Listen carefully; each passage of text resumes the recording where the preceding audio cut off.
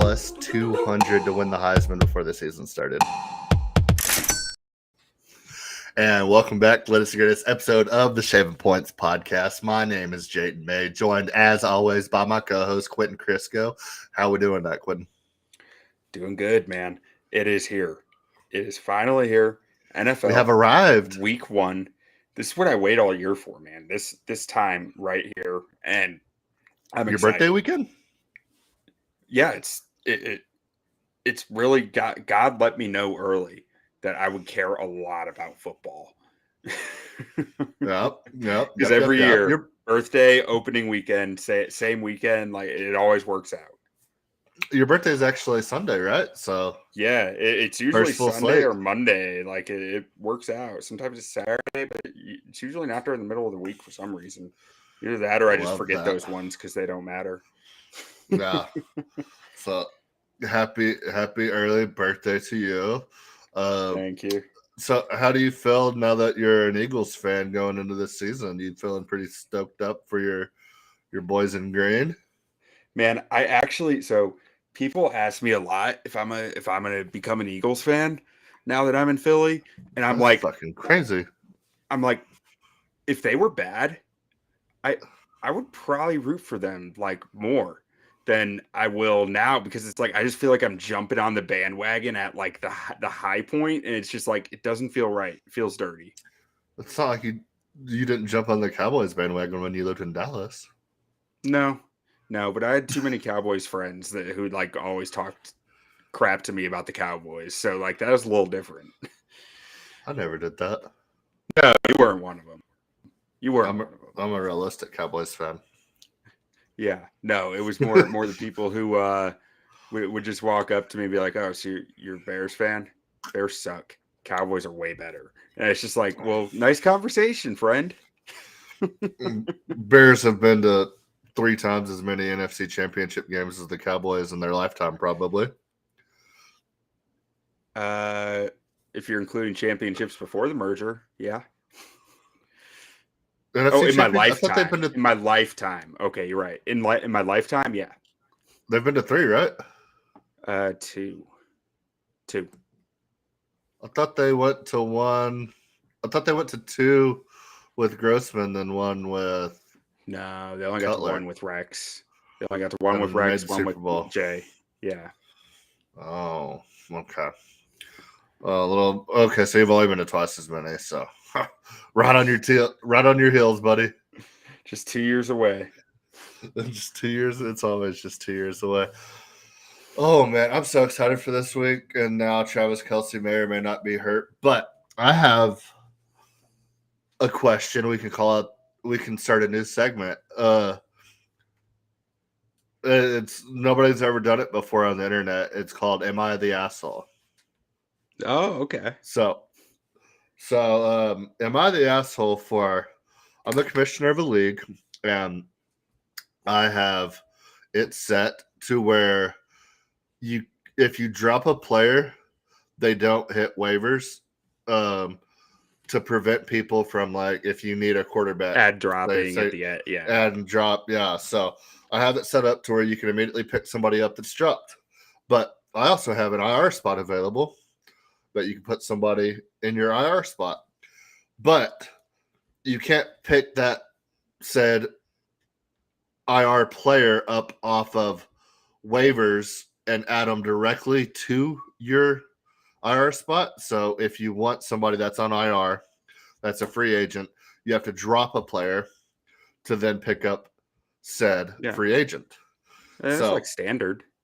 Yeah, we had this discussion in the group chat, and then he immediately goes and gets on and drops Tank Bigsby to pick up Jeff Wilson to put in his IR spot. And then I immediately picked up Tank Bigsby. And he said that was a dick move. And I was like, is it? It was in the group chat for the whole league? Yeah. So there's not privileged information.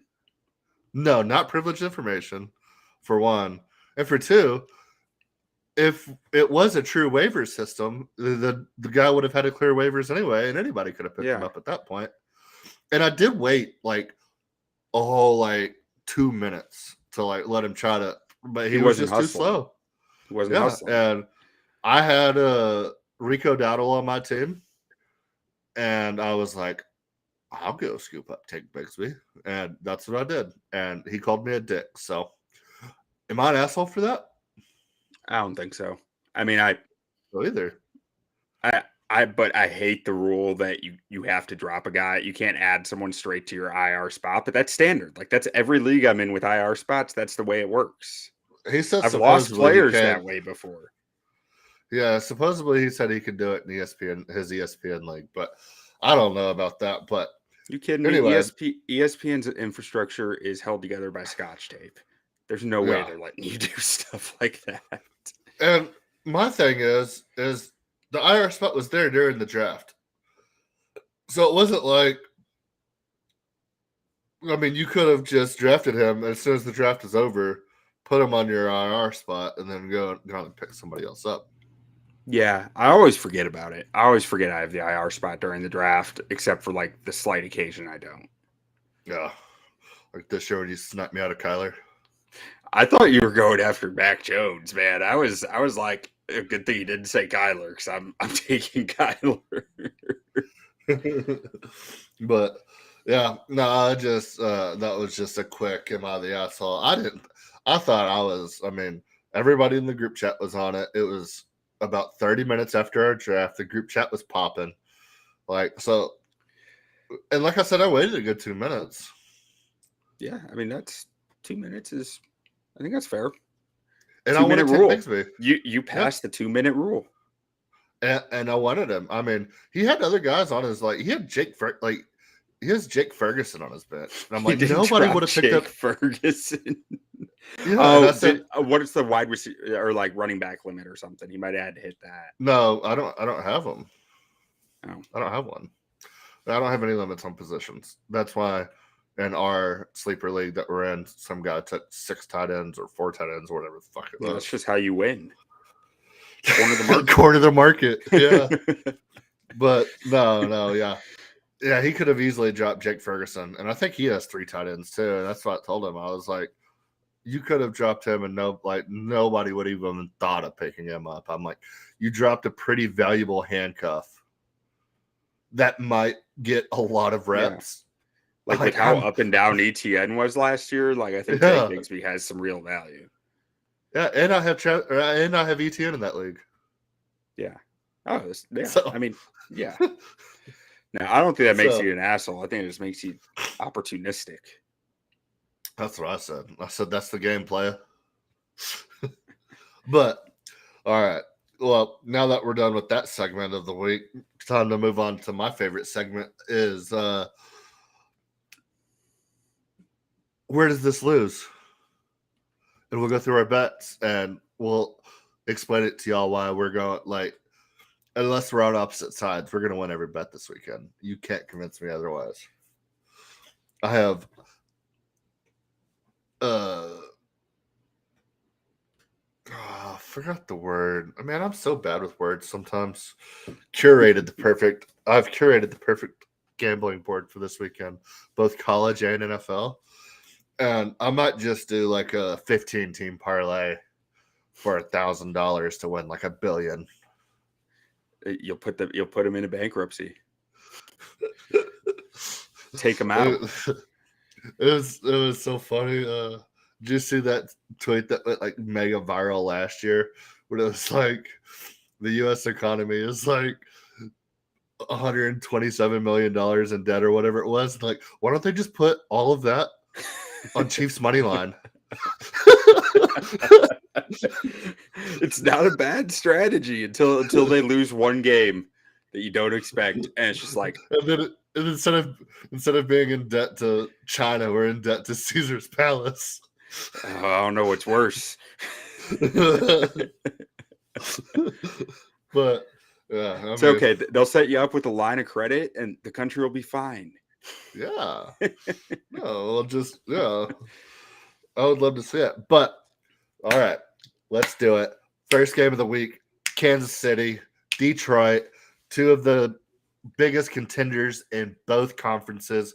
You have Kansas City Chiefs team who's been to 5 straight AFC championship games with Patrick Mahomes at home, been to 3 Super Bowls, 1, 2, coming off of a Super Bowl win, going against the emerging crowd favorite Detroit Lions, the sweethearts, the darlings of the NFL going into this season.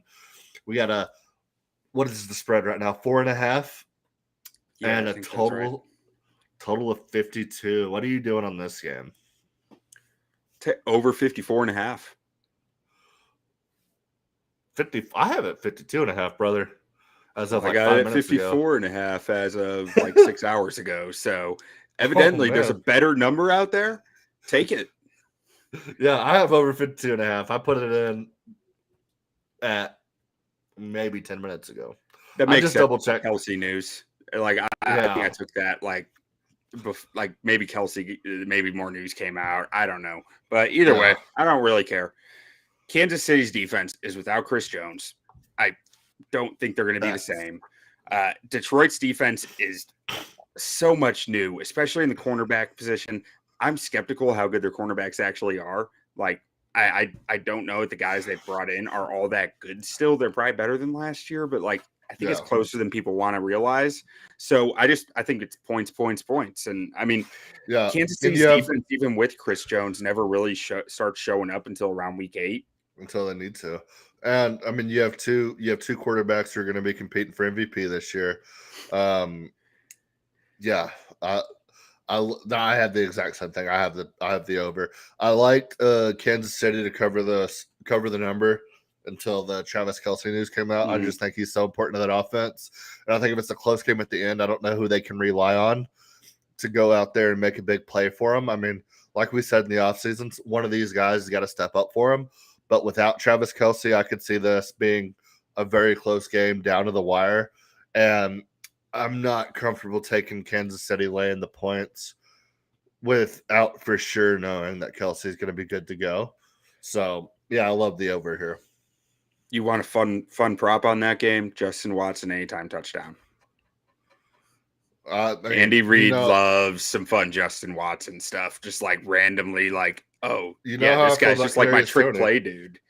Oh yeah, I mean Tony's always a good one, but like Justin Watson is going to be a long dog, and I mean Reid he loves trick plays with Justin Watson. I don't know, but if Kelce's out, that feels like the spot.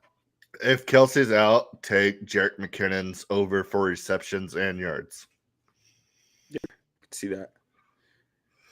Or maybe Pacheco. Pacheco came out in the playoffs with a lot of catches for him. Like he did. I'm excited to see what they do with Pacheco on that offense. I'm so excited for this game. I mean, I think this game has some of the most juice we've seen from a Thursday night opener in a while. I mean, we had Cowboys Bucks last year, but I mean, it was an aging Tom Brady and Dak coming off injury, and it was like, it might be good. It ended up being a good game. And I think Cowboys Bucks opened the season the year before that as well. I think it was back to back. That one was wild. That game was nuts.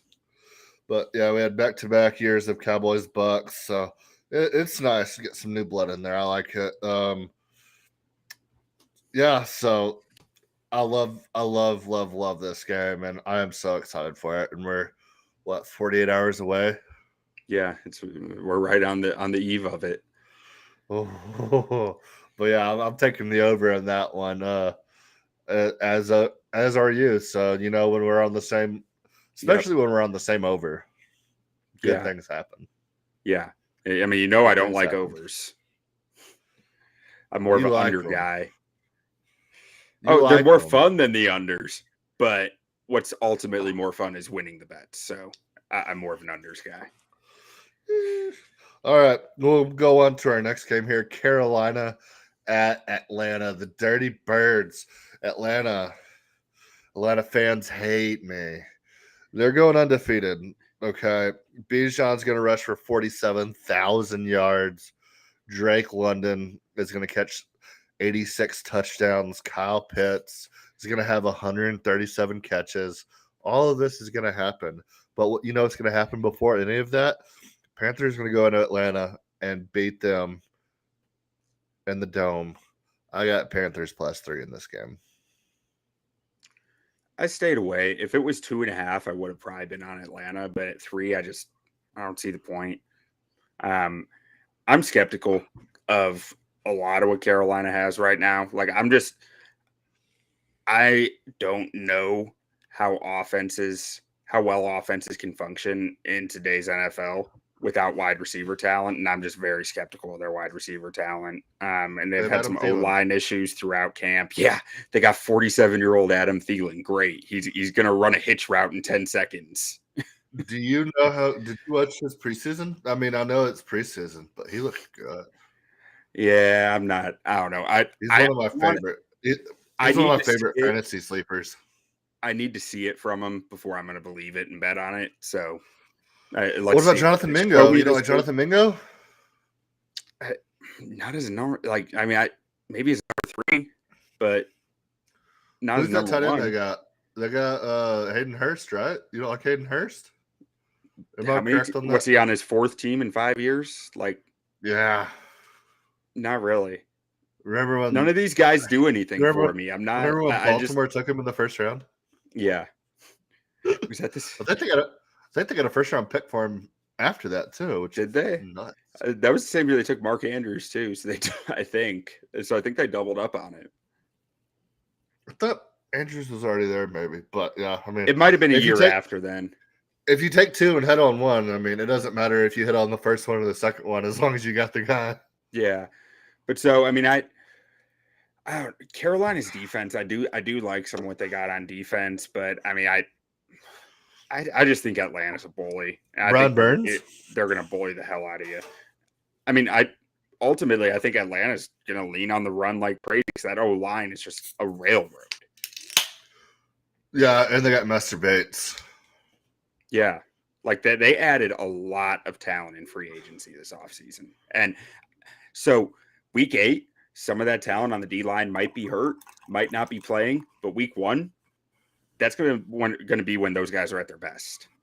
But Bryce Young, he won a Heisman. He's a rookie quarterback. Desmond Ridder might as well be a rookie. To be all that good. He might as well, but at least they got weapons for him. Do they? I mean, Drake London was pretty darn good as a rookie, and Kyle Pitts had 1,000 years as a rookie. He struggled last year, but he still had 1,000 years as a rookie. Yeah, he said years. But I like the Panthers in this one. Obviously, we don't agree on that. Will Bryce Young hold it physically in the NFL? Yeah, why wouldn't they? If you can't get hit, you can't get hurt. I mean, I'd be worried about it if I'm being honest. I'm a little worried about it. I think he probably will be fine, but especially because he's not really a runner. Like, he's a scrambler. Like, I don't think that he's going to be taking these massive hits running around, but you never know until you see it. And at that size, I think you got to be at least a little bit worried. Yeah, I mean, but the hits that will injure him are the same risk for about any quarterback. It's going to be somebody rolling up on him or somebody getting a clean shot off a missed tackle, and you have a 260-pound defensive lineman just barreling down on you. Like, nobody's built for that. Like, yeah, I feel like you see people comparing him to like Justin Fields and stuff because he's Justin Fields is built like a Greek god. No, but Justin Fields got banged. His 2 years in a row gotten banged the hell out of him because he's just taking a lot of hits. Like, that's stuff, it adds up. You know, it adds up. Yeah, well, he's a fearless little dude. Yeah. So what do we got next here? Oh, this one's mine. We got the Texans, who we are not sleeping on. We have stated on this podcast, we are not sleeping on the Texans. I looked real close at this game. So I got the Texans going into Baltimore and covering 10. And let me tell you why. Lamar hasn't played in this preseason at all. New offense, very different offense. Not just new, but going from Greg Roman to I forget their new OC's name, but it's a very pass-centric offense. Bunch of new receivers, bunch of new play concepts. from Greg Roman to Greg Roman. Yeah. They just put it on a mustache. So new offense, new receivers like Odell. He's never played a game with Odell, never played a game with Zay Jones.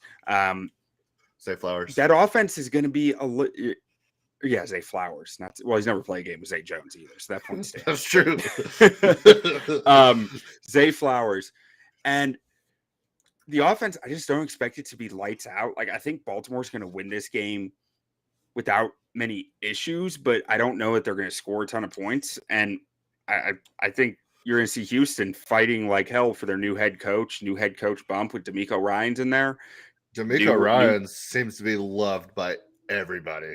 That's what I'm saying. Like, these guys are going to fight like hell for him. They feel like they're getting underdogs. They're getting slept on. Plus 10. 10's just a big number. I put down 7 is what I expected the spread to be. Yeah. No, 10's a very big number. I have a question. Is J.K. Dobbins good? I think he's good when he's healthy and not asked to catch the football. Like, he's had issues as a receiver, but like... Because I could have swore like 3 weeks ago, I thought they were going to trade him. There was contract stuff.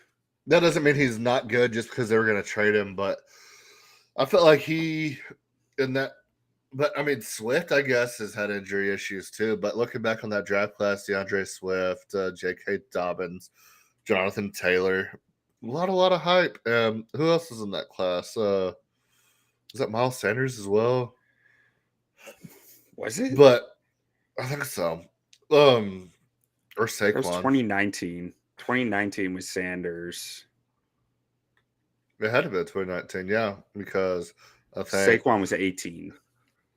Yeah, so yeah, it was the year after with Dobbins. It was Dobbins, Sanders, Swift, Montgomery. Chubb and Swift were in the same backfield, weren't they? I don't know. I thought Chubb was a year before that. I could be mistaken, but I thought he was.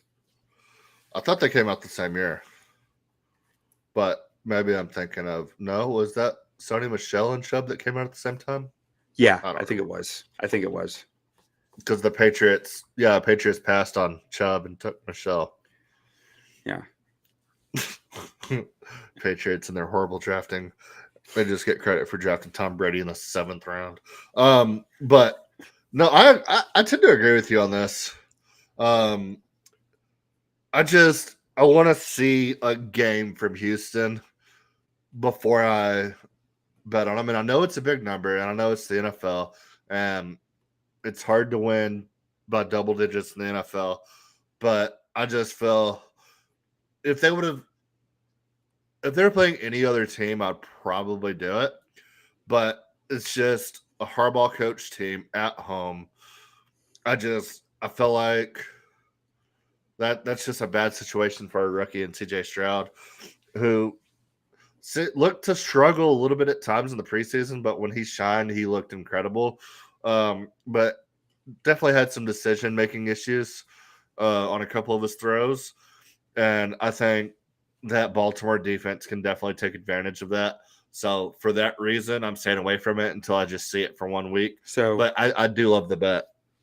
On the note of Baltimore's defense, I mean, Marlon Humphrey is out. And that changes a lot for me. Like, if Marlon Humphrey was in this game, I'd be staying away, but he's out. That changes their cornerback room picture quite a bit. I gotta see what these receivers look like in Houston. They're very questionable. John Mechie, Robert Woods, Nico, Collins. I do think Schultz is going to be a very, very high volume guy there. I don't know about yards or touchdowns, but I wouldn't be surprised if he finished the season with 90-plus catches. Yeah, I mean, with that receiving core, he very well – like, if Mechie doesn't shine early, you could see Schultz get a lot of touches. Yeah. Not necessarily – I mean, I could see him almost being like Jason Witten in the Cowboys offense, where he would end the year with 97 catches and 465 yards. Yeah, so I think he's a lot more athletic, but yeah. Depends a lot for me how much they're going to lean into the Shanahan background, because, I mean, their head coach is a Shanahan guy. It could be like Kittle, where it's like super hit or miss. Yeah, but I don't think Nico's going to have much of a hand in that offense. Honestly, who's their offensive coordinator? I forget his name. He came from the 49ers. He's also Shanahan. Yeah. Okay, because I was about to say I don't think D'Amico Ryan's going to have much of a hand on that offense. Maybe I'm. Oh yeah, no, maybe, yeah. I was saying their OC is a Shanahan disciple. I was about to say maybe I'm discrediting D'Amico Ryan's a little bit. I mean, maybe he just does it all, but no, he brought a guy to do that for him. He's got a guy. All right. Next up, we have San Francisco going to the Pittsburgh Steelers. I feel like Pittsburgh this season. I mean, San Francisco. Everybody loves Brock Purdy. Everybody loves the story. Look at the dudes they have on their team. They got dudes everywhere. They got Christian McCaffrey. They got Deebo Samuel. They have Ayuk. They have Kittle. They have the best left tackle in the league. They have guys all over the field on defense. And then you just haven't heard, like, Pittsburgh's, I feel like they're a sleeping giant. Like, Kenny Pickett, I felt like kind of put it together at the end of last season just a little bit. Mike Tomlin, I thought he did. I mean, just a little bit. You said just a little bit. Progress. So I'll give you that. Just a little. I thought he showed progress. George Pickens is absolute freak, which everybody always gives Pittsburgh credit for stealing a guy in the draft. I don't know what the Pickens thing was. I thought he should have gone way higher, and he just kind of fell in their lap. So I'm not giving them this one. They just got lucky. There were serious off-field concerns with Pickens. Like, there was a lot of reasons for him to fall. Yeah. Okay. So, yeah, they just took a very talented guy who ended up being very talented. So I'm not I guess I should say serious issues, but, like, none of it was, like, a risk or anything. It was more like personality and, like, issues with getting suspended for fighting on the field. And, like he broke out in fist fights on the field. Like, yeah, kind of. They just took Antonio Brown. Yeah. But no, I mean he's incredible. I don't love Najee very much, but I mean, in my opinion, top 3 NFL coach and Mike Tomlin, and home opener, and 49ers the last 3 years for how good of a team they've been slow starters. Yeah, they have. So I'm taking Pittsburgh at home. Give me the +2.5. I'll probably take them on the money line as well. I love this. I love this spot for Pittsburgh. I love home dog, home opener. Nobody believes in them. Mike Tomlin's going to go out there and give the most outrageous speech ever of nobody believes in us, so we got to go win. Give us red paint. We'll paint the barn red and all that good stuff. And they're just going to go out there and they're going to do their thing. And I like Pittsburgh +2.5. I like them on the money line. Yeah, I'm waiting for 3 on this one. Like, I wanted to bet it, but I'm waiting to see if it can kick up to 3 because I just don't like it at 2.5. But if I can get it at 3, I'm taking it. Absolutely. I love that. All right. Then next up, do you have this one too, or is it just me? We both got it. Oh, so we're on opposite sides. Oh, yeah. We talked about this pre-show. Yeah. I'll let you get started on this one. So Jacksonville at Indy, spreads 4.5. I'm taking Jacksonville -4.5. I think Jacksonville took a step last year in the second half of the season. Trevor Lawrence put up near MVP numbers through the second half of the year, got him more weapons in Calvin Ridley. He didn't put up Jared Goff numbers at the end of the season. Oh, yeah. As the second half of the season? Oh, yeah, he did. He was better than Goff. It's not get crazy now. I mean, I heard that Jared Goff has a poster of Trevor Lawrence in his bedroom, actually. Doubtful. I got good sources on that. But so, really, like, if Indy had more cornerback depth here, I'd probably be staying away. Because I'd still think, their defense, they still have talent. They still got Buckner. They still got Leonard. They have some guys who you can say, okay, I can see how this defense will be good. But to me, one of the things that can just tank a defense is a deficiency at cornerback. And that's what I see on Indy's roster. And this is not a team that you want to have a deficiency at corner against. Jacksonville between Ridley, Kirk, Zay Jones, Evan Ingram, they have weapons. Travis Etienne out of the You're- backfield. They have a lot of ways to beat you. And I'm just not sure that I trust Indy to keep up, let alone I like the prospect of Anthony Richardson, but he's probably going to have a few turnovers that Trevor Lawrence won't. But home dogs, week 1. You're right. Hey, home dogs in division week 1 is a safe bet historically. Like that is something that you want. So I was actually conflicted on this because of that. So when I'm looking at this game, you have 4.5. I got 5.5, but neither one of them are football numbers, so I don't think it makes a difference one way or the other. But I got Colts plus 5.5 home dog. I think Anthony Richardson could have a Cam Newton type of rookie season to where nobody just knows how to defend him. He's big, he's strong, he's fast. He has a better arm than Cam Newton. I don't know if he can be as accurate, but that's to be determined. But I think the Anthony Richardson factor, on top of it being a division game, I think we can see a lot here. And then you have 3 running backs for Indy that are looking for a job. And Jonathan Taylor wants out. And Evan Hull, Zach Moss, Deion Jackson. Moss has a broken arm still, I think. Oh, he's not back yet? I don't think so. I could be. I haven't looked up the news on him. I know when I looked at him in fantasy last week, it said he still had the broken arm. Okay. Well, Evan Hull's been looking really good. They seem to really like him. They loved Deion Jackson last year. I mean, these guys are playing for a job, and they want to prove that they don't need Jonathan Taylor. So I like the Colts to run the ball here. Anthony Richardson can run the ball. I like him to control the game, keep it close. Even if they don't win, I just think they can be gritty enough to keep it within 5.5. So for that reason, I like the Colts. I think I could see it going either way on this one. Like I'm coming down to saying I think Anthony Richardson is worth 1 or 2 more turnovers than Trevor Lawrence. And I think Indy's going to be able to make him pay. And that's where I'm getting a 1+ score game. But I see your point with this O-line, and if they're keeping the ball on the ground, Shane Steichen running the offense, it could be fun and they could surprise. So this is a bet that I was more on the fence on, and I just ended up going with because I needed some picks. I got you. On to our next game here.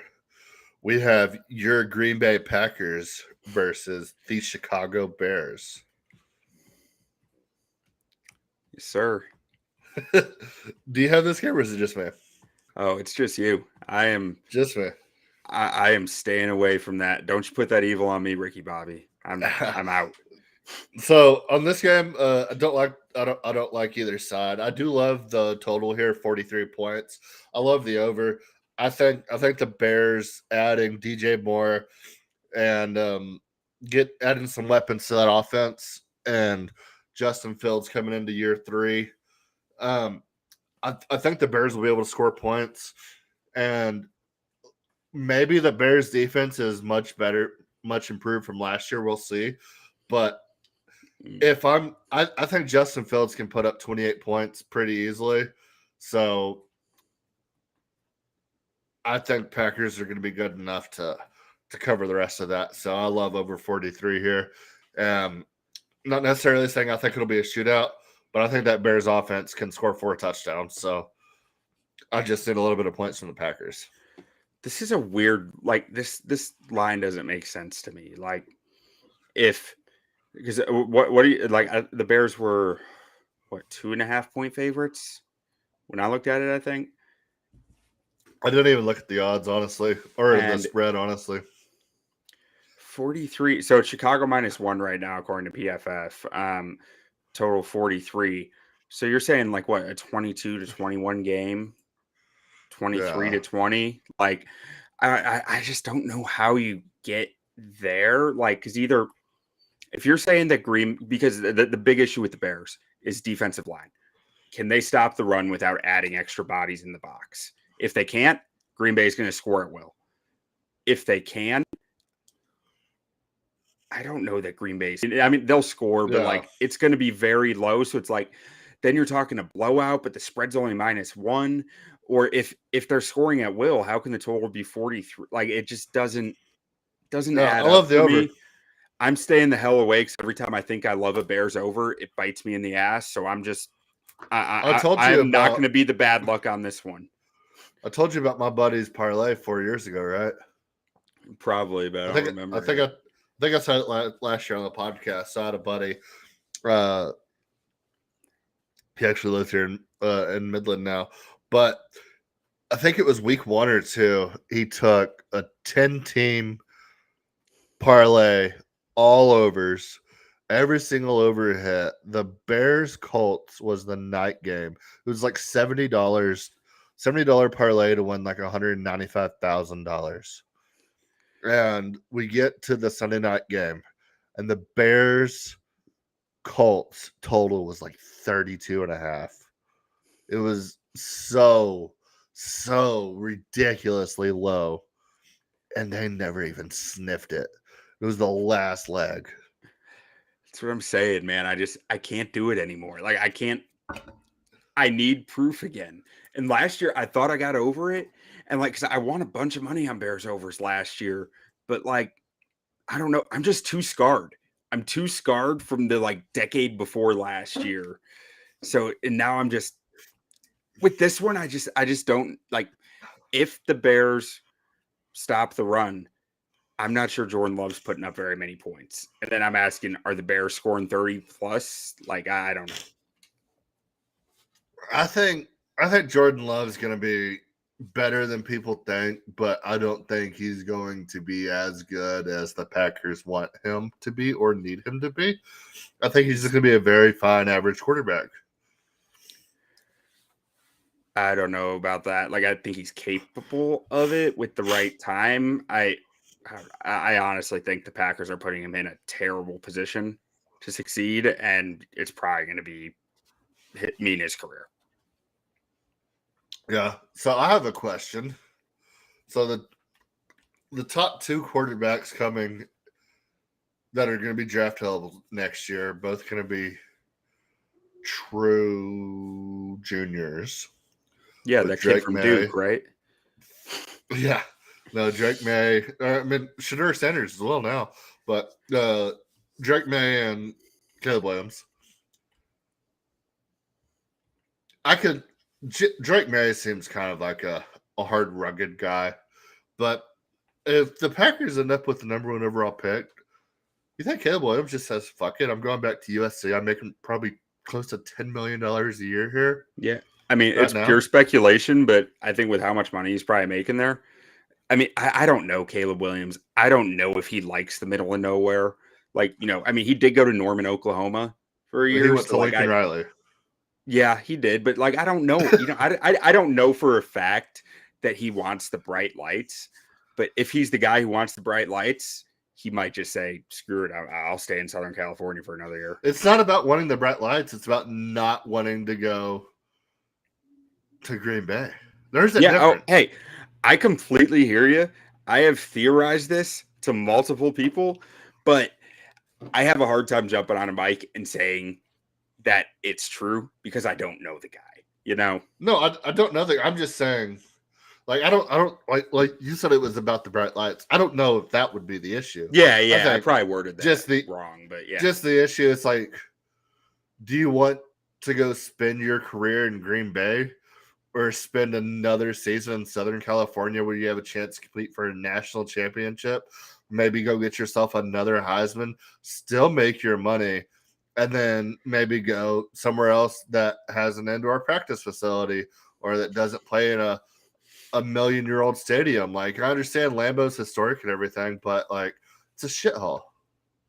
So Green Bay is actually in the process of building an incredible training facility there. In the process of. Yeah. And you still have to live in Green Bay, Wisconsin. You do. Where the property values are inflated from Airbnbs. Are they really? Oh yeah. That doesn't. I think that's everywhere. Yeah. But I mean, you look at some of the other teams you could end up at. Like, Arizona's still probably going to be in the running the next year. The Rams, if they don't get a quarterback, so it's like, so you can go to like Scottsdale, LA, or Green Bay. And I'm not like, I don't want to live in LA, but Yeah. He might. I He's don't. been there. I would. But at the same time, if it's between Green Bay and LA, I would probably live in LA. Yeah. And I have no desire to live in LA whatsoever. So, hey, I hear you, man. I have floated this to multiple people, and I can't sit here and say I disagree with it. yeah. But you never know. I think Drake May would. He's like, if they took him, he'd be like the take on the challenge and be like the next savior of that city. So I definitely hope that doesn't happen. Yeah. My honest hope is that Jordan Love is good enough to invest in, but not good enough to be fully convinced, and they waste like 3 years on it. 8 wins. Yeah. You hope the Packers win 8 games this year. Exactly. I want them to be in purgatory hell that I have lived in for most of my life as a fan. Oh man, I'd love to see it. But that's talking Bears. Moving on. This is definitely your game because I ain't touching this. Oh, yeah. Arizona, Washington. Oh yeah. Washington -7. That's what I would do if I was on this one. I like this one a lot. I mean, I will say I do like Arizona's O-line. I like what they've got there, but we're starting Josh Dobbs. Joshua Dobbs. Respect on his name. When's the last time Josh Dobbs threw an NFL pass? Last year? Did he play all last year? I thought so. Isn't he the guy that just like anytime somebody gets hurt, he just comes in and plays a week and then like doesn't have a job anymore? No, I'm pretty sure Josh Dobbs has just like been on the Steelers roster for like 3 years and just like hasn't played since 2019 or 2020 or something. And they just signed him out of nowhere too. Like everyone thought. Yeah, Tune no, it was the weirdest move. Like it makes no sense. Like you have a better chance of winning games with Colt McCoy than Josh Dobbs, I think. Who's their head coach? It's not Steichen. Gannon. Jonathan Gannon. You think he's all there? I don't know, man. I hate judging a coach off just like one little clip you see, but that one clip on Twitter was corny. I mean, it's like he's trying to be a cornier version of Sirianni, who's already a ridiculous human. Yeah. I mean, so they trade Isaiah Simmons. I just don't know. Like we put our necks on the line for the Cardinals this offseason and they go and do this. I'm just burnt. I am burnt that we sat there and said the Cardinals might not be the worst team in the NFL. They're better than everyone's giving them credit for. Then they cut the guy who was going to be there until Kyler got back and traded their best defensive player or second best defensive player. It was just like, what the hell? Man. I'm in a fantasy league. I'm in a sicko league for fantasy where it's all defensive players. And I took Isaiah Simmons in the 3rd round, and there's a Cardinals guy in there. And he just started talking so much shit to me about it. He's like, dude can't cover, dude can't tackle. That was the stupidest pick I've ever seen. I was like, okay, dude. And then he just like went on and on about how Cliff Kingsbury was the issue and Kyler hated Cliff. And that was the whole reason why Kyler left A&M because Cliff was there. I was like, Kyler left A&M because Cliff left A&M, dude. And he was like, well, then why didn't he follow him to Tech? I was like, he was a number 1 recruit in the country. It's like, I mean, as much as he loved Cliff, I mean, it's pretty hard to ask to get the number 1 recruit in the country to go to Lubbock, Texas. I'm sorry. And Cliff actually had a lot to do with him going to OU because the Lincoln Riley connection and all this. And he was just like, no, Cliff was the problem. Kyler's so much more mature now. He's a better player. He's in a better mindset now that Cliff is gone. And I'm like, what are you talking about? Like, dude, I don't know. Insane. Like, I don't know. The Cardinals had some serious dysfunction, man. Like, there's some stuff with their GM last year, and it's just like, oh yeah, there was like the little he got mistaken for like another dude on staff for like soliciting prostitutes, something like that. Wasn't Yeah, that the it? O line in Mexico City, the O line coach got sent home for like undisclosed reasons, and I don't know. I But don't he know the looks full exactly like the story. GM, right? Yeah, But it was so wasn't it? The speculation was that it was actually the GM, yeah, and then they got the O line coach to basically take the fall for it. yeah. Was It was was the bizarre. theory? That was the theory.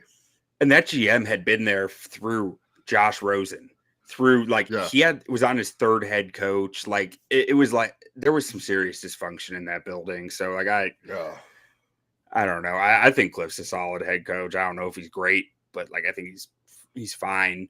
Like I was just yeah, watching that Arizona Cardinals Hard Knocks the other week from last season. It was like I wasn't sitting yeah, there saying Cliff can't do this job. Like I came away thinking like, man, Cliff actually seems like a good dude, and like these guys like him, and that's yeah. half the battle. I feel like. Oh yeah, and I mean, he's definitely smart. I mean, yeah, he knows what he's doing. I mean, he's about to. I mean, they're about to. He's about to break every record humanly imaginable. Caleb Williams at USC. So, Yeah, yeah. like, But so for all those reasons, give me Washington -7. I think that D line is going to eat. I don't care that Sam Howell's their quarterback. I think Eric Bieniemy is going to, at least for a week, have that offense humming.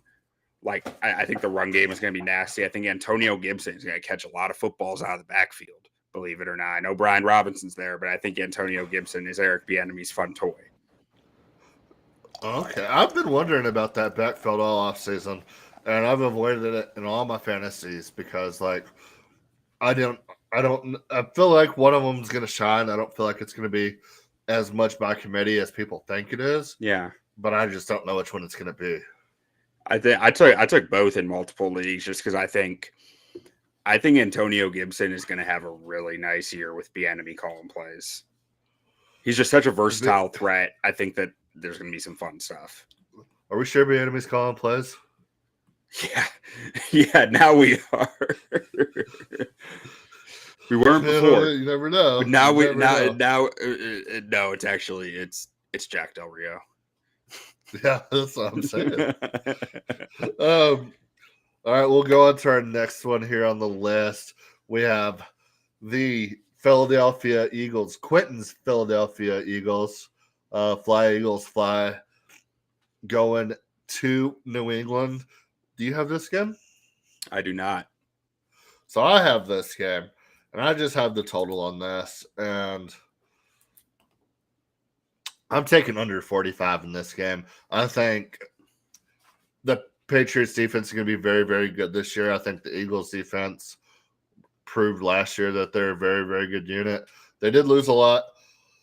I think Jalen Hurts is definitely due for some regression. I'm not sitting here saying I think Jalen Hurts is going to go out there and be terrible by any means, but I mean, like we talked about it a couple of times, everything that could go right went right for him last year. And I just don't think that's necessarily a recipe for success. And so I do expect some regression there from Hurts.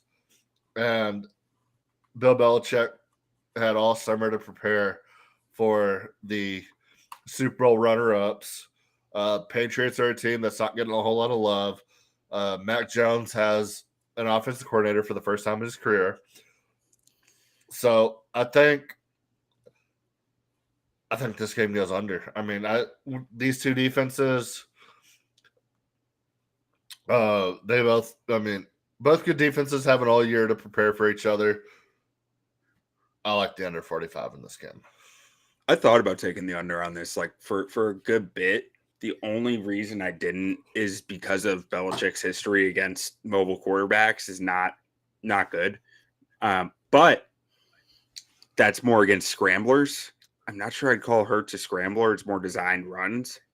Yeah. So that kind of changes stuff. Like when the structure stays intact, I feel like is when Belichick's defenses really succeed. So when the runs are out of structure, I don't know how that changes it.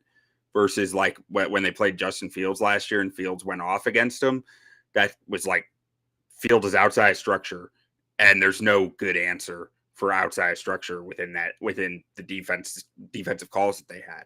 So I ended up in between just saying I'm passing on this one, but I had the same thought as you of like this Belichick defense can be really nasty. Eagles defense should be solid. I know Mac Jones has Bill O'Brien now calling plays, which should make a big difference for their offense, but I see both teams running the football a lot, chewing that clock down, and playing a good defensive football. It sounds like a recipe for an under to me. You're muted. I love this pick, so it's one of my favorite picks. But I think we're on to our last game here for the NFL slate, and this is my favorite, probably my favorite game of the weekend and my favorite pick of the weekend. We have Dolphins Chargers. Dolphins going to LA. Will probably be the home team in that stadium. And a healthy Tua, a healthy Justin Herbert, a healthy Mike Williams, a healthy Keenan Allen. Everybody's healthy. I love over 51 in this game.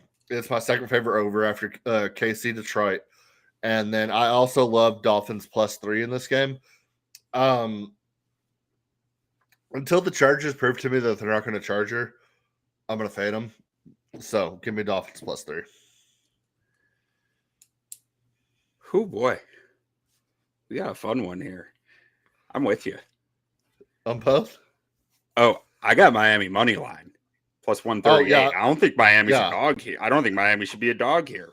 Yeah, I think Miami's the better team. And I'm going to go ahead and jump on that over with you. Over 51, I like it. I'm going to jump on that with you.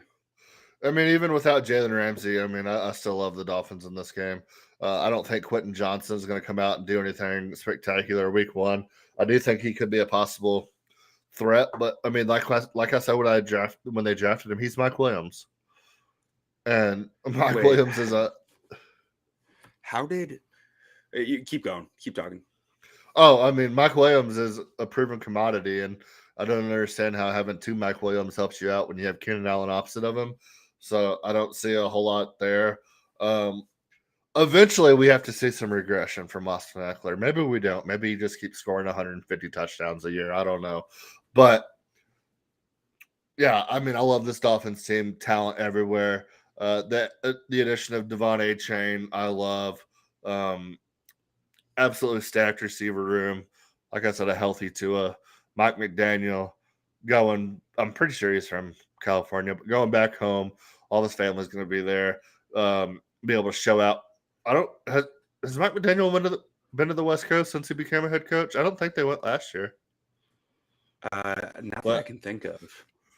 But yeah, Mike McDaniel basically going home. So no, I like the Dolphins in this game. I like them a lot, and I agree. I mean, this line's basically saying that it would be a pick 'em on a neutral field, and I don't think it should be a pick 'em on a neutral field. I think Dolphins are a better team. I think this game should be closer to a pick 'em. And if the Chargers are going to Miami, it would be Miami -5, 4.5. Yeah, that was my thought. Like this, at worst, I think you could see this game as a pick 'em, and I don't think I just don't think the Chargers' home field advantage is worth 3 points. So like that just didn't make any sense to me. Yeah, and when you look at both, when you look at both teams, I mean, even as talented as the Chargers are, it's like outside of quarterback, and I don't even know if Justin Herbert's better than Tua. It's like, where are they better than the Dolphins? Maybe defensive line, but I mean, it's razor thin there too. Defensive line is pretty darn good. That's what I'm saying. Is razor thin. I mean, like the Chargers don't believe in defensive tackles, so like that makes theirs really hard for me to read. Like they have really good edge rushers, but they just don't believe defensive tackles belong on NFL rosters, so they don't add them. Yeah. So as you were talking, the over there just got me thinking like Vic Fangio, Miami's new D coordinator, very familiar with the Chargers. Like he was the Denver's head coach 2021, 2020, 2019. So he's seen Justin Herbert 4 times as a head coach. Allowed 30 points, 19 points, 13 points, and 34 points. So usually Chargers have been good for about 20 against Vic. It's not like the 13 seems like it was the outlier. So like I still feel okay with the over after looking at that. Yeah. So, yeah, I mean, I like it too. And even with both defenses being pretty skilled, I mean, so much firepower in both these offenses. Who's the offensive coordinator there in LA now? Your guy, I know. Kellen Moore. Who shows up week one, baby? Kellen Moore shows up week one. Oh, he's So been thinking all off season about it. yeah, so he's about to go put that resume on display. Then about week 9, we're gonna find out real quick if it was a Mike McCarthy problem or a Kellen Moore problem, because for 3 straight years, Kellen Moore would come hot out of the gates and then become the most stagnant play caller in the NFL midway through the season. So we'll find out unless he just changes ways, but we'll find out if it was a McCarthy issue or a Kellen Moore issue real quick there. All right. Yeah. So I'm adding the over onto my card. So that gives me one. So I got Detroit KC over, Houston plus 10, Jacksonville minus 4.5, Washington minus 7, Miami money line at plus 138, and over 51 in that Miami Chargers game.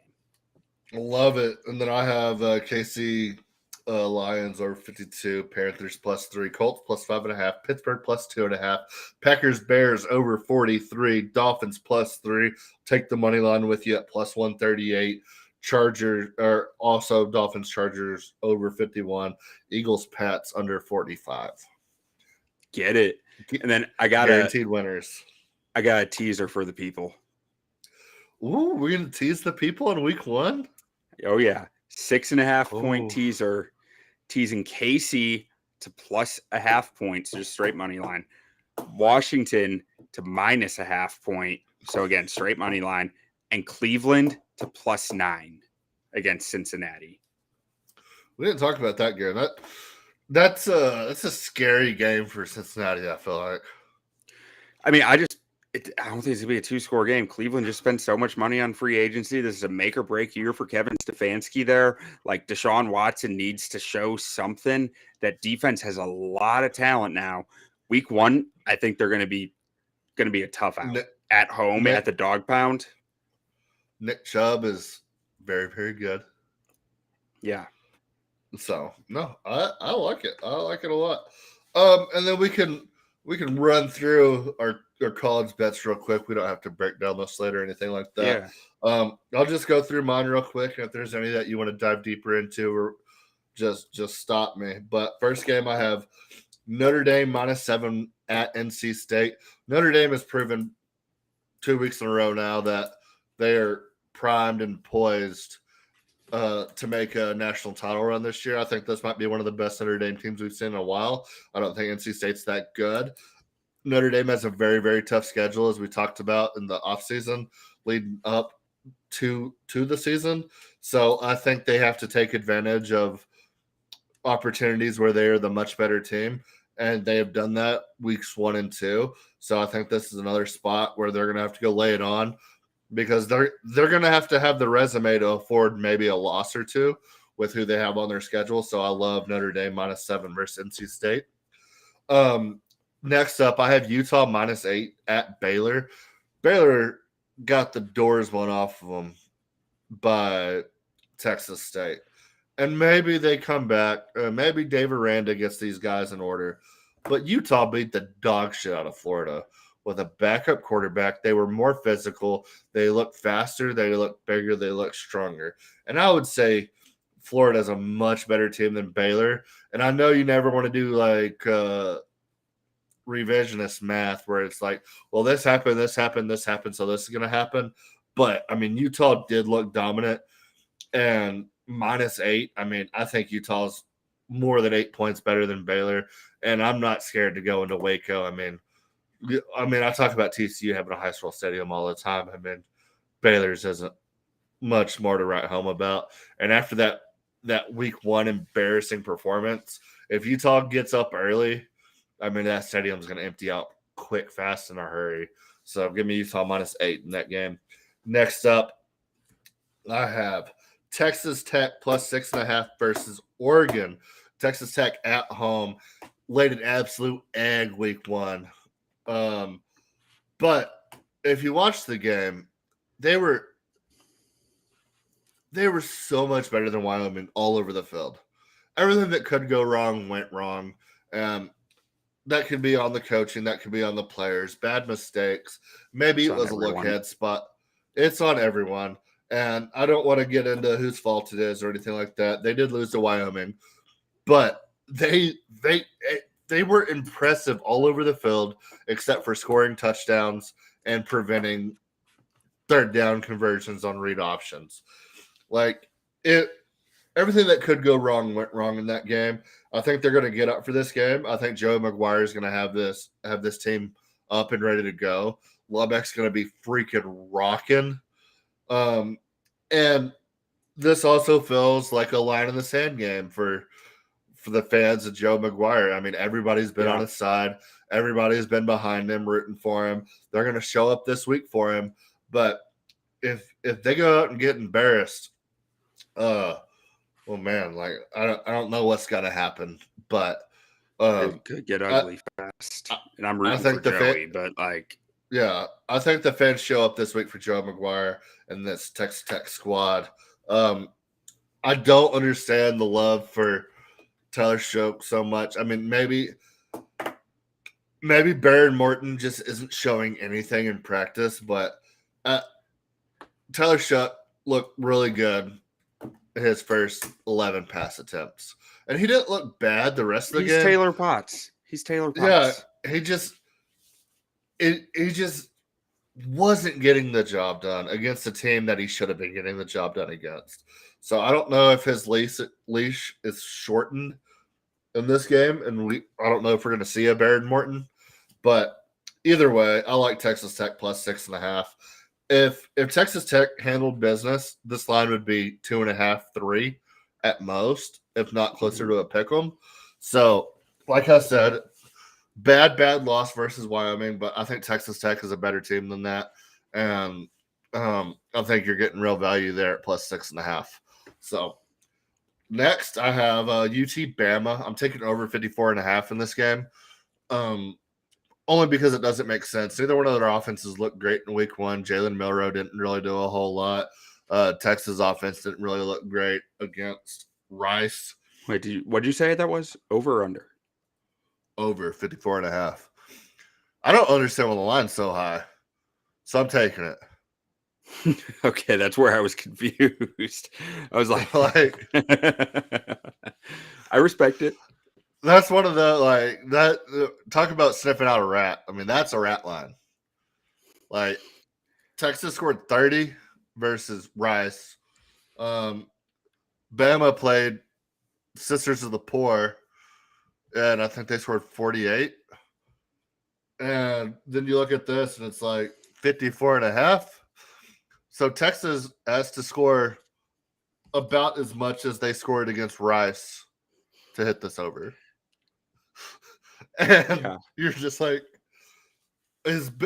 so I think the spread is 6. So it's like, do you think it's going to be 30-20? It was it's at 7.5 now, according to PFF. Okay, so it's like, oh yeah, oh, and it's all bet down too. 90% of the cash is on the under right now. Yeah, take the over. See, I told you. I know how to sniff out a rat when I see a rat. I told you. Yeah. Okay.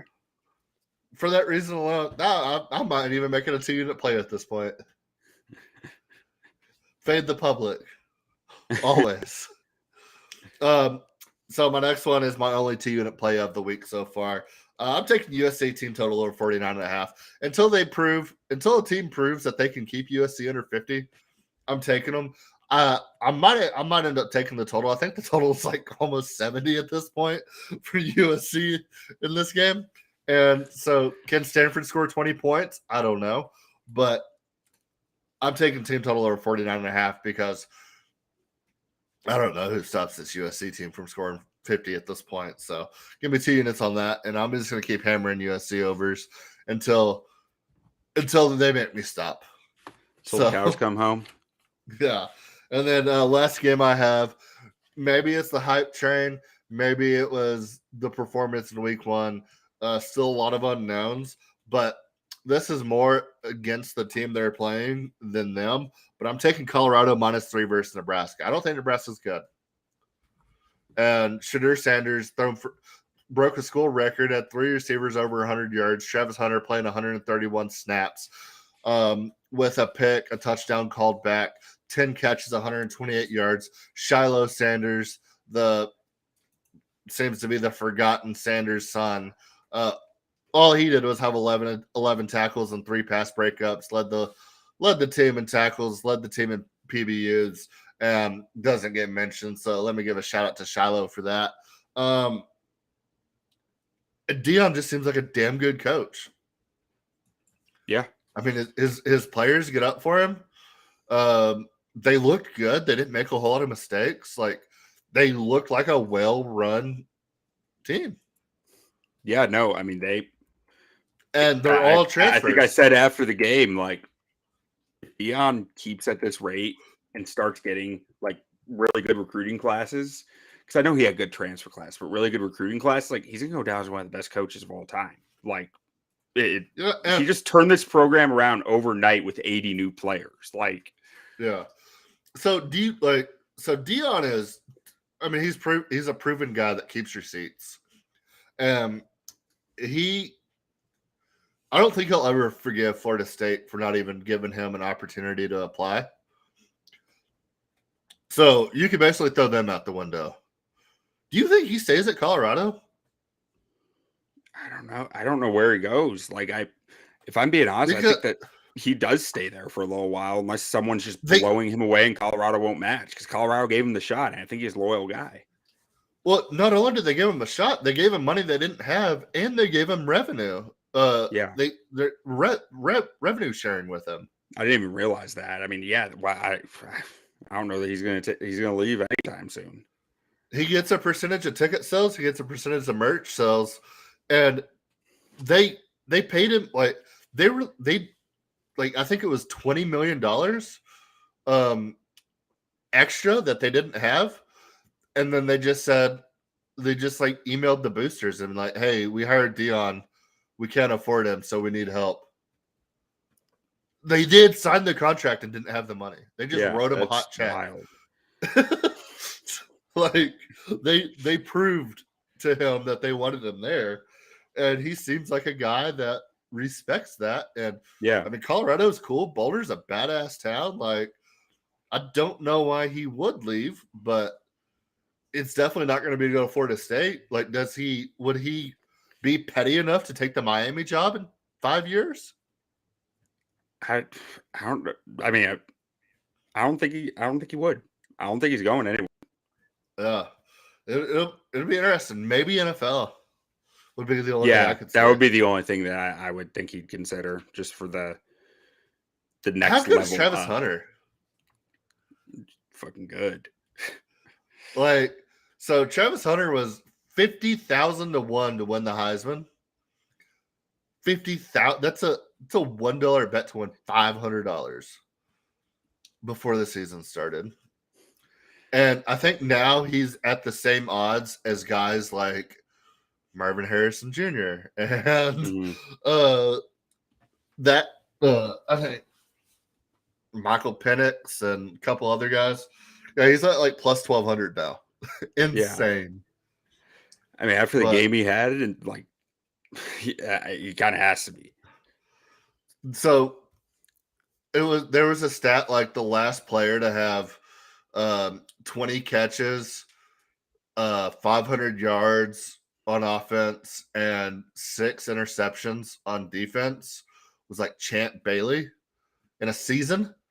Yeah. And he's already got half the catches, a fifth of the yards, and like a tenth of the interceptions through week 1. It's wild, man. Insane. All right. I'll run through my college stuff real quick here. Oregon going into Texas Tech. Give me the under 66.5. That was going to be my well play of the century. I told you that 2 weeks ago, and I'm not taking it solely because Texas Tech is still proven that they can't not give up the big play. Yeah. I'm sticking with it. I I think the elevation really played into what they were doing there. They were up 16 I to think 0, so a and then it lot. just all came crashing and down and burning. Like, I think that elevation played a pretty big factor. And also, give me the Texas Tech money line at plus 220. I hate That 6.5. Why the hell am I going to take 6.5? I'd rather just take the chance on the money line. Yeah, and most of my if I bet a dog on the spread, I'm usually taking the money line. But just for clarity, I'm also taking the spread. But I always sprinkle the money line when I take a dog. Yeah. So next one, Texas going into Tuscaloosa to play Alabama. I'm taking Texas plus 7. This is Texas team took them to the brink last year. I know this one is in Alabama, but I just have a feeling. I just feel good about it. So give me the Longhorns there plus 7. I feel good at the nice round football number 7 makes sense to me. I think they're gonna make that. Maybe they lose by 4, something like that. Maybe 3, or maybe they pull an upset. I'm not eager enough to take a money line there. I got a good football number plus 7 like that. Next one, Nebraska going into Colorado. Jay talked a little bit about it. I like the under 59.5. So Nebraska scored 10 points against Minnesota last week. And Minnesota's always got a good defense, and Colorado looked like they didn't have a good defense last week. But you know what? I just don't think Nebraska can score points. They scored 7 on their opening drive, and then they only scored 3 the rest of the game. First drive of the season was pretty much the only points that they had that whole game. I think this offense stinks. I think their defense might actually have a little something. So maybe they can hold Colorado less than TCU did.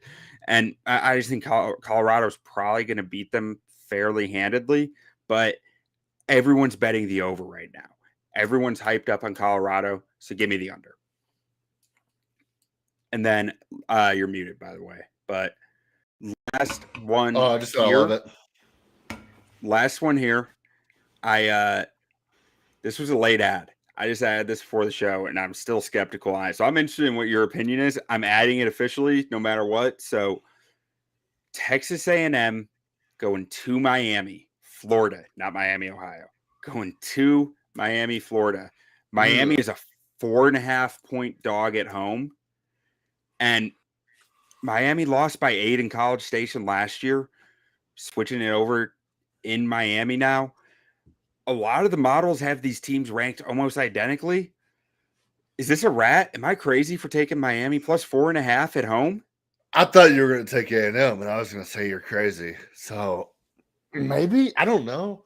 A&M didn't look that good to start the game versus New Mexico. They ended up putting it together and blowing the doors off them. But, I mean, it didn't look good early. I mean, they didn't really prove anything to me that they should walk into Miami and be heavy favorites. I don't know. And it's so, like, I understand College Station's hot. I mean, it's right next to Houston. But that Miami Heat's different. The humidity is a whole nother level. Like, yeah. Well, I mean, I guess compared to Houston, maybe not, but it's just it's different. Like that, it's thick. So give me Miami plus 4.5 there, and that's all I got for college football. Well, I love it. I love all your picks. I love all my picks. We're gonna win all of them, and then we will. It'll be a push on the Colts game. All right, that? I can live with that. If I win the rest, I can live with that. And I believe last week on college, for the picks that you gave on the pod, you went 4-1. And I went 4-3. So you were crushing. I went 2-1 the week before that. So hot there you go. College football. Oh yeah, hot right now in college football. So I ride. All right, I think that's gonna be it. We have arrived. Do you have anything else? Do you have anything you wanna say to the people before we leave? The Chicago Bears have beaten the Green Bay Packers 3 times since Lovie Smith was fired. Sunday better be the 4th. Let's go. We didn't talk Cowboys. I am officially extremely nervous after the Texas Tech loss. So, yeah, No, that's all I'll say about that. All right, then I'm all good. All right. Thank you all. See you next week. Don't sleep on them Texans. Don't do it.